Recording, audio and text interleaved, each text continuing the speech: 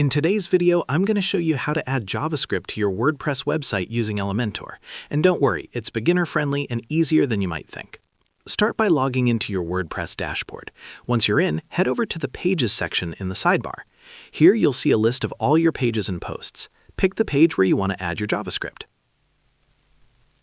Next, click Edit with Elementor. This opens the Elementor editor, where you can make live changes to your page. Elementor is super intuitive. You can drag and drop sections, columns, and widgets to build your layout.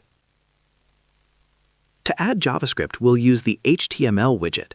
In the Elementor panel, search for HTML and drag it onto the area of your page where you want the script to run.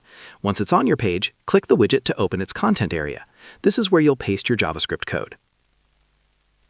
After adding your code, it's a good idea to preview your page. Click the Preview button to see your script in action and make sure everything works as expected. If it looks good, hit Publish to make your changes live.